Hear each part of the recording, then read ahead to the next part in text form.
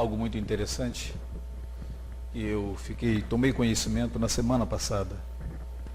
Eu estava pregando na primeira igreja presbiteriana de Tucuruí, no Pará.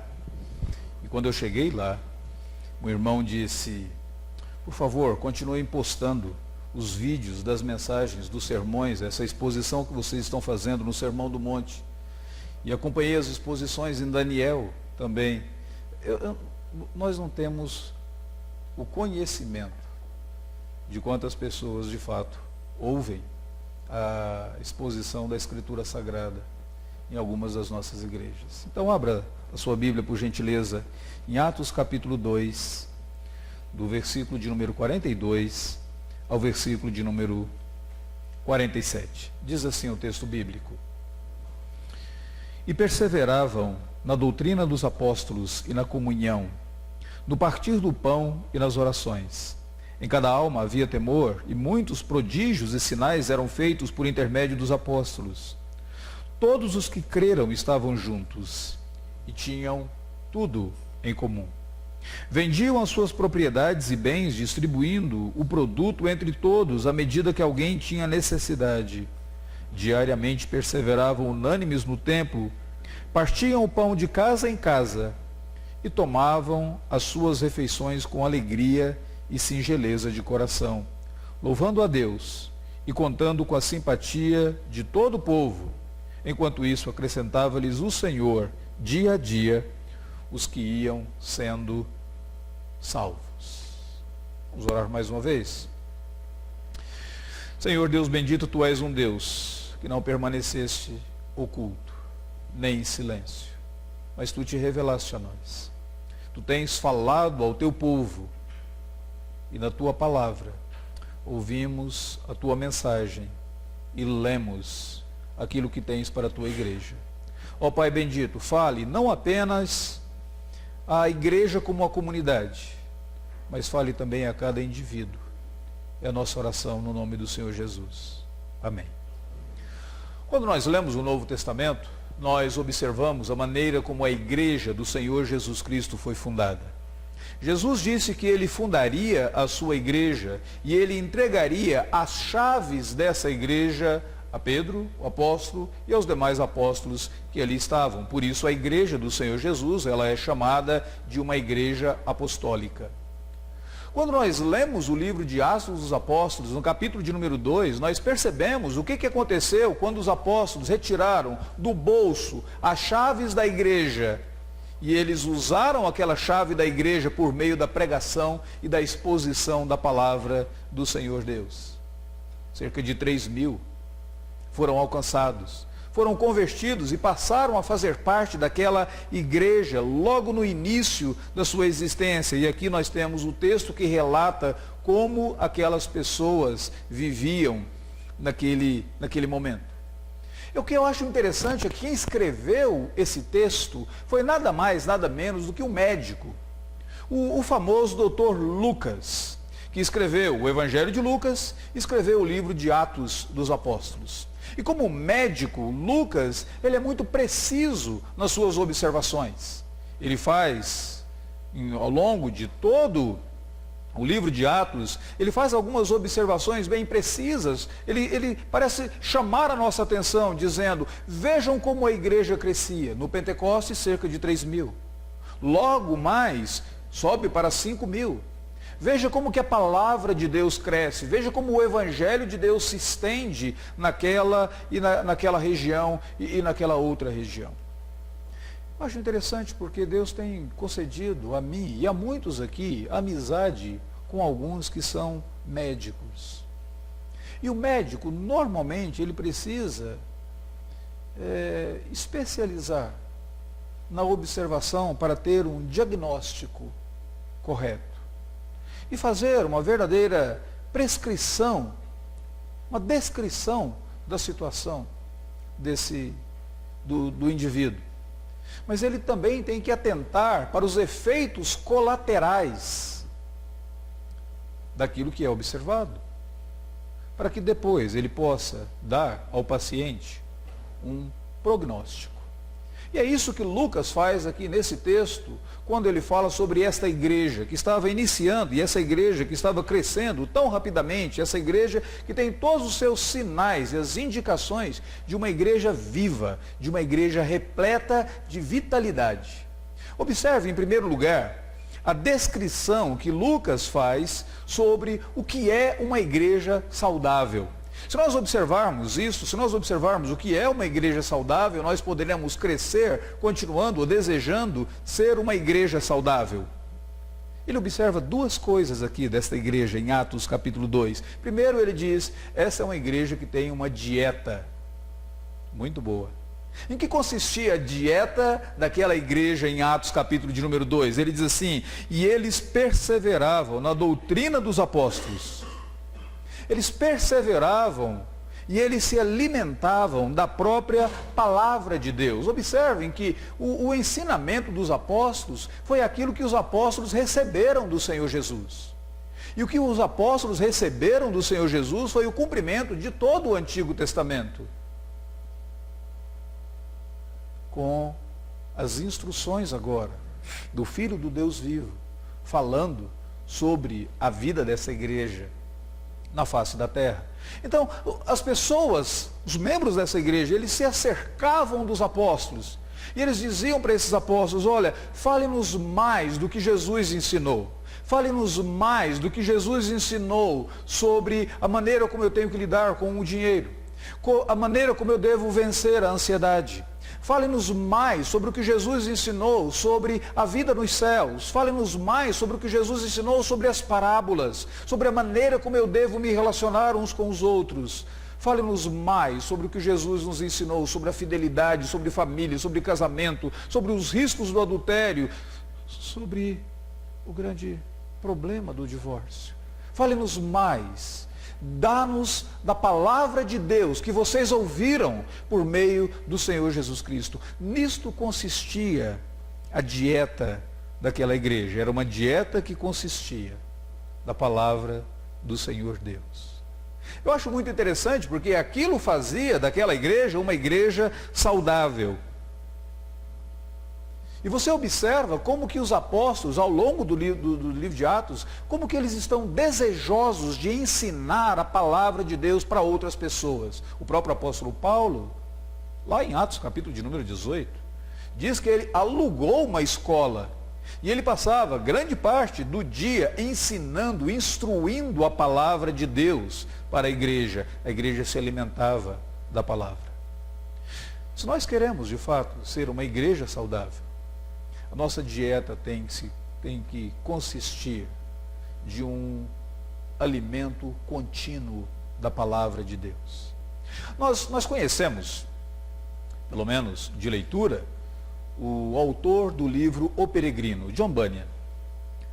John Bunyan, ele era admirado por muitos, odiado por outros tantos na época dele. Mas algumas pessoas na época de John Bunyan diziam, olha, seria possível se nós observássemos bem a vida de John Bunyan e talvez até mesmo fazer um exame, cortar a sua veia e saber em que ele é viciado. E alguém diz, se você cortar as veias dele, você verá que ele é viciado na Bíblia. Ele medita na Bíblia, ele medita na palavra de Deus, ele conhece a palavra de Deus. Por isso, com tamanha facilidade, ele consegue explicar a palavra de Deus, até mesmo para crianças. Em um livro como O Peregrino, ele fala da jornada do cristão rumo à vida celestial.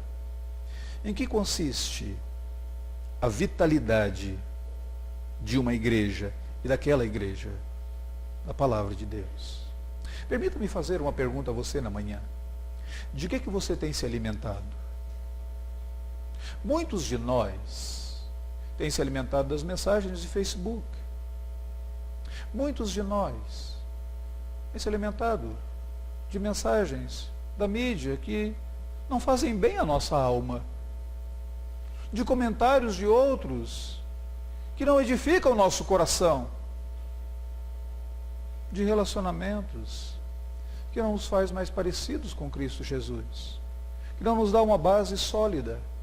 Portanto, quando vem o dia mau, nós não conseguimos manter a firmeza. Em primeiro lugar, Aquela igreja era uma igreja repleta de vitalidade, porque a dieta delas consistia na palavra de Deus. Em segundo lugar, observe que o médico não veria apenas de que você tem se alimentado, mas o médico diria, você tem praticado atividade física. Eu tenho que confessar um pecado para vocês. Eu creio que desde o primeiro ano do meu casamento, eu fico lutando contra a balança. É uma luta contínua. Primeiro ano de casamento, eu simplesmente ganhei 20 quilos em um ano. O término do casamento só serviu para aquela cerimônia do casamento, nem para a formatura no seminário ele ajudou naquela época. E de lá para cá eu luto continuamente contra a balança. O problema é que quando eu vou para um endócrino, quando eu chego ao médico, ele diz para mim, me fale da sua alimentação, você come frituras, você come muito doce. Eu digo, não. Você gosta muito de comer essas coisas que eles chamam de essas besteirinhas? Não. Como que é a sua alimentação? A minha alimentação, ela é uma alimentação saudável. Você come muito? Não. Aí vem aquela pergunta terrível. Você tem praticado atividades físicas?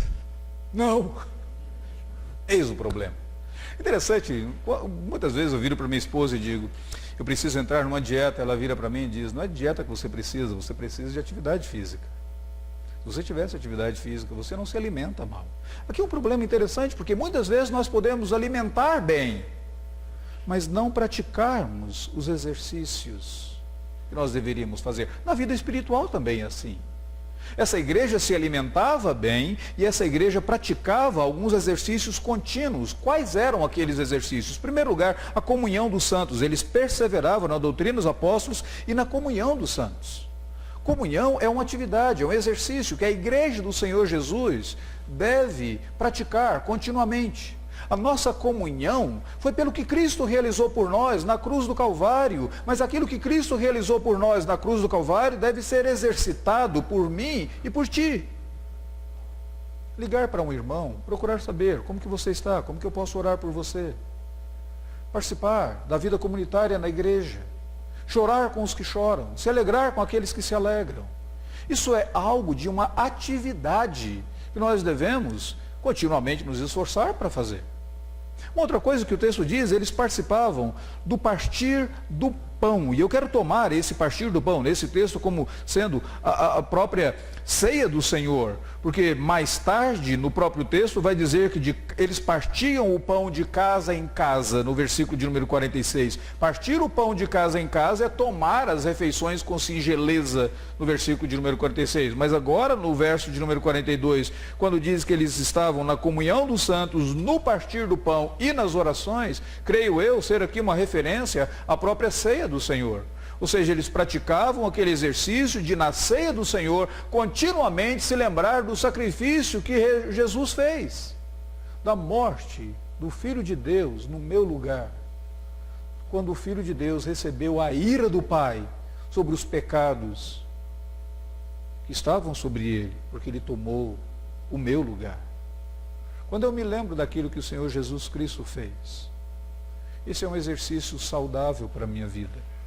Esse é um exercício que me ajuda na minha caminhada, no meu crescimento espiritual. Mas eles não paravam por aí. O texto diz que o exercício deles também consistia no serviço prestado a outros. Verso de número 45. Vendiam suas propriedades e bens, distribuindo o produto entre todos à medida que alguém tinha necessidade. Não é que eles vendiam e entregavam deliberadamente, mas eles buscavam assistir os necessitados. Eles serviam uns aos outros. Durante esse culto, foram ordenados e empossados 2 oficiais na igreja presbiteriana, 2 categorias de oficiais na igreja presbiteriana, presbiterato e o diaconato. É incrível como que muitas vezes as pessoas não compreendem, até olham para o diaconato como se o diaconato fosse um ofício inferior ao ofício do presbiterato. Mas foi muito bem lembrado pelo quem estava oficiando aquela cerimônia, que o exemplo de diaconato que nós temos na Escritura Sagrada é o Senhor Jesus Cristo, o qual se esvaziou da sua glória e assumiu a forma de servo, e por isso Deus o exaltou. Aqui é uma coisa muito interessante. Lá no interior de Goiás, meu pai sempre dizia para mim, quando eu estava crescendo, Quem não vive para servir, não serve para viver, meu filho. Quem não vive para servir, não serve para viver. Provavelmente a vida dele tem algum problema, a vida dela tem algum problema. Porque não pratica esse exercício que o texto está dizendo do serviço prestado a outros. Em último lugar, o último exercício que eles faziam era uma vida devocional com alegria. Verso de número 46 diz que eles louvavam a Deus com alegria de coração. Há alguns anos eu ouvi uma história muito interessante de um dos cantores de música popular que eu gosto muito de ouvir. E eu sei que também Davi gosta de ouvir porque nós compartilhamos músicas do mesmo cantor, Oswaldo Montenegro. Oswaldo Montenegro estava interessado em uma jovem da igreja presbiteriana em Brasília. E um determinado sábado haveria uma programação da mocidade, onde eles iriam ter cânticos ali, e ela resolve convidar Oswaldo Montenegro para ir àquela reunião. E ele aceita. E ele vai à reunião. Depois da reunião, eles vão para um restaurante. E no momento que eles estão no restaurante, ela ousa perguntar para ele: o que você achou? Ele diz: olha, eu trabalho com música.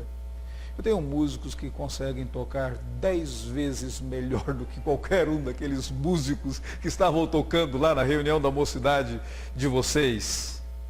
Mas eu não tenho nenhum que consegue cantar com tamanha alegria, tocar e cantar com tamanha alegria. Uau! Interessante, porque essa é uma alegria do louvar o Deus verdadeiro, o Senhor das nossas vidas, aquele que nos redimiu. E isso vai ter alguns efeitos colaterais. Nós veremos daqui a pouco. Então, primeiro, em que consistia a vitalidade daquela igreja? Em uma dieta saudável. A prática de exercícios necessários para que a igreja tenha vitalidade. E depois tem os efeitos colaterais. Quando você faz isso, alguma coisa vai acontecer. E alguma coisa aconteceu na vida daquela igreja. E observem os resultados aqui desses efeitos colaterais. São resultados de vidas transformadas. Versículo de número 45 diz assim, que houve uma dedicação pessoal. Quando o versículo de número 45 diz que eles vendiam as suas propriedades e bens e eles pensavam em outras pessoas, eles entregavam a si mesmos, ou eles entregavam a eles mesmos o serviço do Senhor. Aquilo era uma dedicação de vida, muito mais do que a dedicação do próprio dinheiro.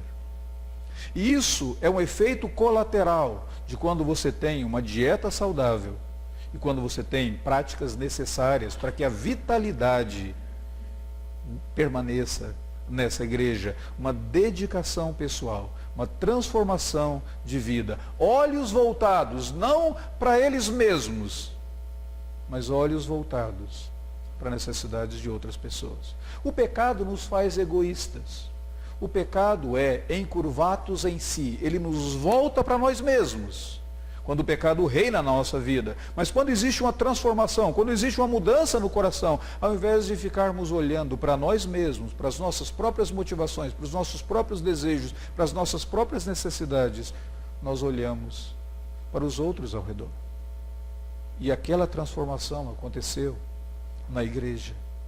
Uma outra coisa que aconteceu na igreja é que houve alegria nas práticas diárias. Uma coisa interessante, se não me falha a memória, no livro de Jeremias.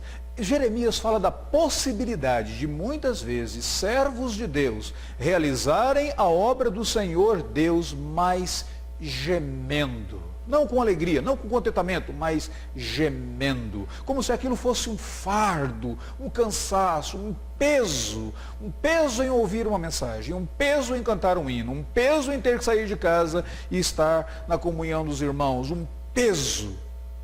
Mas o texto fala agora de que eles faziam tudo isso com alegria. Quando nós morávamos nos Estados Unidos, eu pastoreava uma igreja lá nos Estados Unidos, na cidade de Pascagoula, no sul do Mississippi, próximo ao Golfo do México. E um dia eu convidei um colega que estava no seminário fazendo um mestrado em divindade dele, era um médico, na Escócia. Ele era daquela igreja dos irmãos, do Brethren Church. E eu convidei, estava sozinho, estudando ali, havia deixado a medicina e estava fazendo o mestrado em divindade Stuart. E eu convidei para pregar na igreja.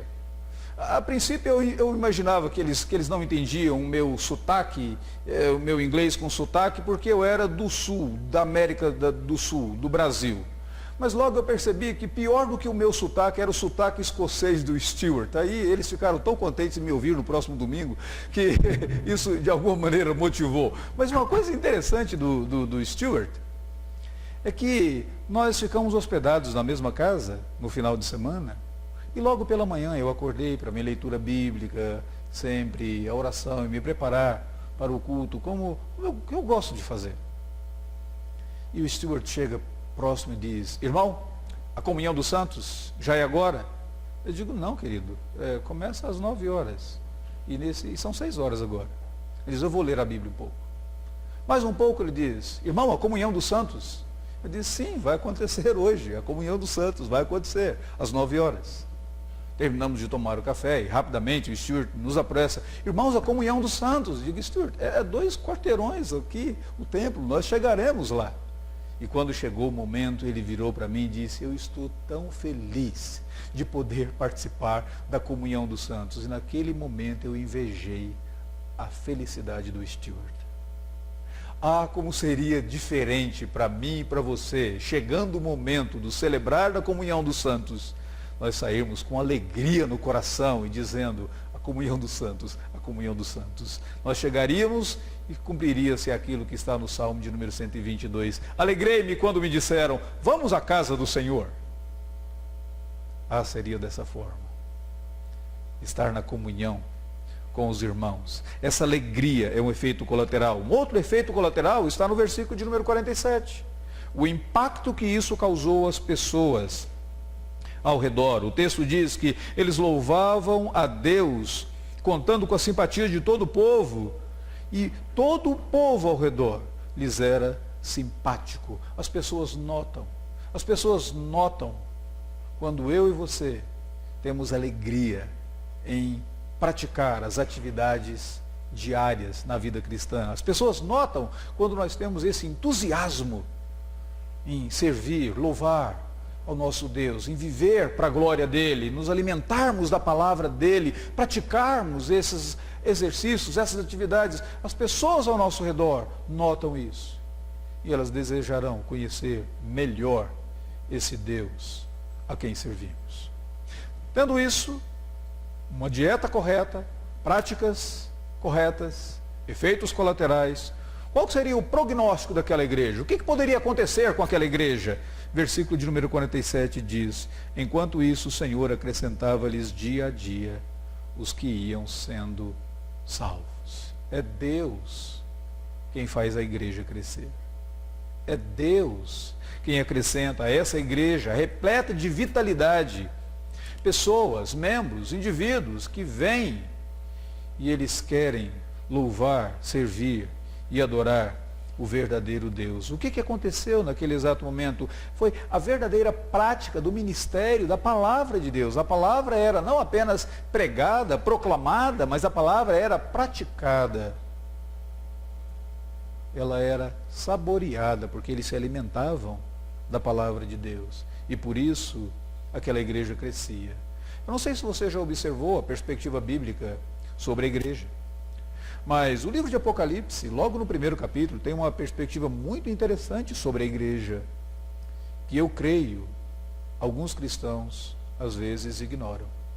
Lá no livro de Apocalipse diz que a igreja, ela é comparada a candeeiros. Fala sobre as cartas, as 7 igrejas, então são 7 candeeiros. Mas no meio dos candeeiros, ou seja, no meio da igreja, quem está é Jesus Cristo. Você pode olhar isso e dizer: que mensagem consoladora saber que Jesus está no meio da igreja. Ele conhece as minhas necessidades, ele conhece as suas necessidades, ele transforma a nossa vida. Isso seria verdadeira a sua interpretação. Mas deixe-me sugerir uma outra interpretação. Jesus, que está no meio do candeeiro, ele é revelado ao mundo através da igreja. Jesus é revelado às pessoas ao redor através da igreja. Por isso, um crente desigrejado é uma contradição de termos de acordo com o Novo Testamento.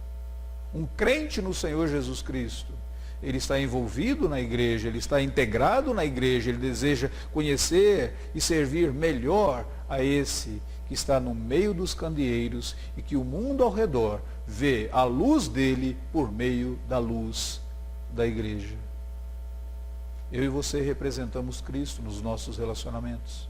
Eu e você representamos Cristo nas nossas relações, nas nossas interações, porque nós somos embaixadores de Cristo e as pessoas conhecem Cristo por meio da igreja de Cristo. E era isso que estava acontecendo. Quando essa igreja é uma igreja repleta de vitalidade, essa igreja cresceu. Como que nós podemos concluir a nossa mensagem nesta manhã? Hoje em dia, a igreja está preocupada com qual que será a estratégia para o crescimento? Qual que será o melhor programa para o crescimento? Atos dos Apóstolos diz que a melhor maneira de crescer é simplesmente ser igreja. Ser igreja, tendo uma dieta correta, praticando as atividades, os exercícios corretos. E você verá os efeitos colaterais disso. E o crescimento e o avanço dessa igreja. Uma outra coisa que é importante de lembrarmos, uma outra implicação muito importante, é que embora a igreja do Senhor Jesus Cristo se reúna como um corpo ocasionalmente durante a semana, a igreja do Senhor Jesus Cristo, ela é representada individualmente. Você representa essa igreja da qual você é membro, na qual você congrega e onde você assumiu seus compromissos. Então, ficam essas perguntas para a nossa meditação. De que você tem se alimentado? O que tem ocupado o seu pensamento? O que tem ocupado a sua mente? Como você tem praticado essas atividades tão importantes, fundamentais para o seu crescimento espiritual e para a vitalidade da igreja a qual você pertence? Como você tem representado a igreja de Cristo e o próprio Cristo, cabeça da igreja, nos seus relacionamentos, nas suas interações? Como que as pessoas observam em você verdadeira vitalidade na sua comunhão com Deus, no seu serviço ao Senhor Deus? Vamos ficar de pé nesse momento e responder a mensagem.